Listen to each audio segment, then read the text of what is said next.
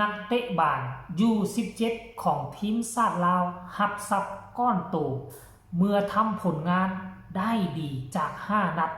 ชนะ3เสีย2สร้างปรากฏการณ์ในฟุตบอลลาวสหพันธ์บานเตะมอบเงิน100 ล้านกีบเพื่อสุกยู่ขวัญกำลังใจ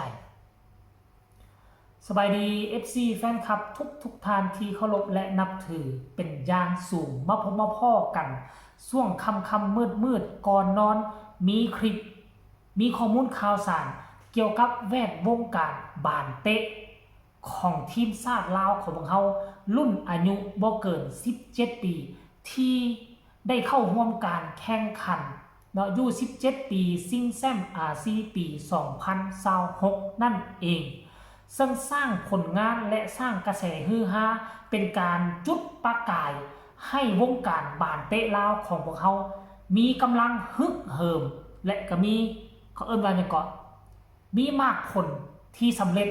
เป็นหน้าประวัติศาสตร์5นัดชนะ3แล้วชนะแบบถล่มทลายเสีย2ถึงว่าจะบ่ได้ผ่านเข้าไปในรอบต่อไปก็ตามแต่ว่าทางสหพันธ์บานเตะแห่งประเทศลาวก็ได้คำนึงถึงความสำคัญถือว่าพวกเขาประสบผลสำเร็จเนาะบ่ได้ผ่านเข้าไปแต่ก็ประสบผลสำเร็จอยู่17ปีเข้าไปแข่งอยู่ทั้งต่างประเทศยิงคู่ต่อสู้ไปถล่มทลายนัดแรก 8-0 นัดที่2 5-1 นัดที่3 2-1เป็นมากผลที่สำคัญที่สุด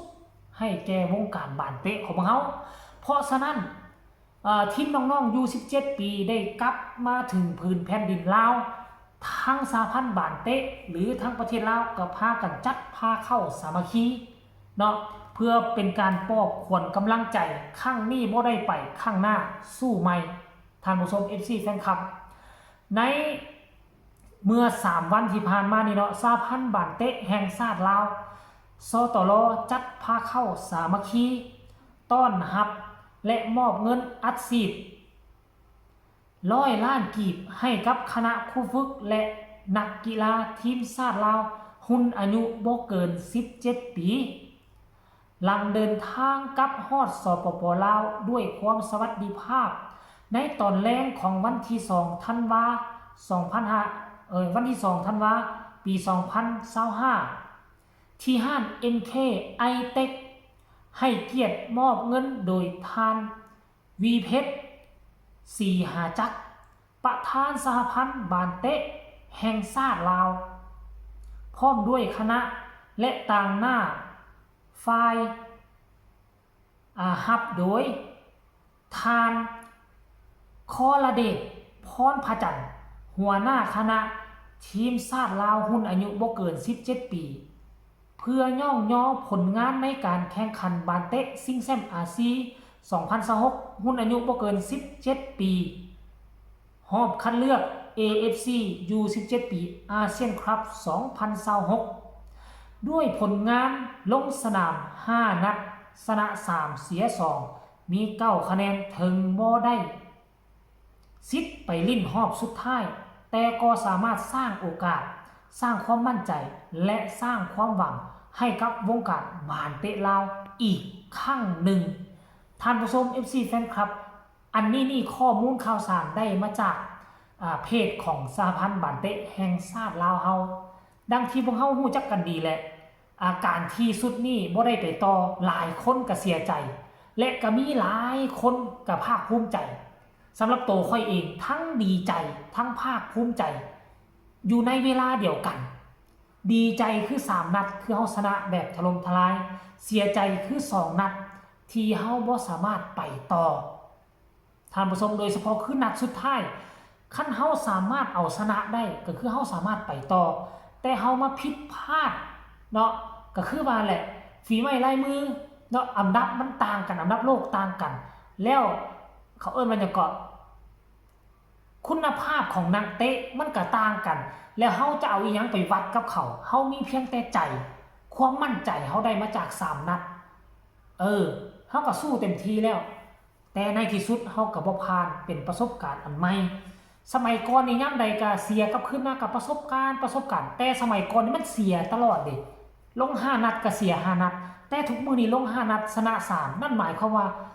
เขาเอาวงการบ้านเตะลาวของเฮานี่พัฒนาขึ้นมาประมาณ 60% ได้แล้วท่านผู้ชม FC แฟนคลับสำหรับค่อยคิดแล้วนี่นะหลังจากที่เพจสตลโพสต์รูปลงและโพสต์ข้อมูลลงโอ้ยคนลาวเฮาก็ไปแสดงความคิดความเห็นหลายสิ่งหลายอย่างเดี๋ยวค่อยสิไปขออ่านเบิ่งว่า FC แฟนคลับแฟนบ้านเตะลาวเฮาเขาเจ้าคิดแนวใดแน่ท่านผู้ชมเนี่ยคอมเมนต์แรกสมเสยนักธุรกิจสมเสยว่าซั่นนักธุรกิจไปใส่มดเนาะคือบ่อัดซีดให้แดจัก30 ล้านแน่ว่าซั่นเด้ผู้ต่อมาก็บอกว่าสมเสยทานดีเพชรให้กำลังใจนักเตะหนุ่มอยู่17 ปีผู้ต่อมาก็ว่าสมเสยเก่งหลายฝึกและสู้ต่อไปผู้นี้บอกว่าสมเสยเก่งหลายแล้วสู้ต่อไปเด้อว่าซั่นมาฮอดแล้วเนาะยกมดสุดขึ้นไปลิ้นอยู่19เลยว่าซั่นเด้สมเสยน้ำใจที่ดีให้กับนักกีฬามีกำลังใจสู้ต่อไปว่าซั่น ผู้นี้ก็บอกว่าสมเสยผลงานที่เฮ็ดได้เก่งสุดแล้วอันนี้ก็น่าจะเป็นพี่น้องชาวไทยบ่เนาะเก่งทุกคนสุดยอดขอให้ฝันเป็นจริงว่าซั่นเด้ถ้าแข่งอยู่บ้านเฮาชนะทุกเกมเลยแม่นมีส่วนร่วมเพราะกองเชียร์แล้วก็เป็นบ้านของตนเองเด้มาเบิ่งผู้ต่อมาบ่นี่ทุกคนโอ้คนตบมือสมเสยหลายสมเสยทั้งนักกีฬาสมเสยทั้งผู้อัดฉีดทุกคนเอ้ยเบิ่งแม่เห็นแล้วก็รู้สึกคนหนาวลุกสมเสยโค้ชและนักกีฬาทุกคนสุดยอดเลยเสียเต็มที่ทีมชาติล้านว่าซั่นงงทีมชาติล้านเฮ็ดได้ดีหลายแล้วว่าซั่นเอาคอมเมนต์ก็มีแต่เพียงแต่เท่านี้เนาะท่านผู้ชม FC แฟนคลับก็ต้องแสดงความยินดีนำนักกีฬารุ่นอายุบ่เกิน17 ปีก็แล้วกันถือว่าเฮ็ดได้ดีซึ่งถ้ามาสมเทียบใส่กับที่ผ่านมาเนาะทุกๆครั้งที่ผ่านมาสุดนี้ถือว่าเฮ็ดได้ดีครั้งนี้เฮ็ดได้ดีคันบ่เฮ็ดได้ดีนี่เขาเจ้าคงจะบ่อัดฉีดเอาเงินอุดหนุนให้เป็น100 กว่าล้านเนาะเอาคลิปนี้ก็ฝากทุกคนกดไลค์กดแชร์กดติดตามให้แน่เพื่อจะบ่พลาดข้อมูลข่าวสารเกี่ยวกับข่าวเรื่องราวอยู่ในประเทศเฮาใครมีคำตำหนิติชมคำคิดคำเห็นก็ส่งข่าวมาได้ทางใต้คอมเมนต์สำหรับคลิปนี้ขอกล่าวลาท่านผู้ชมไปเพียงซ้ำนี้สบายดี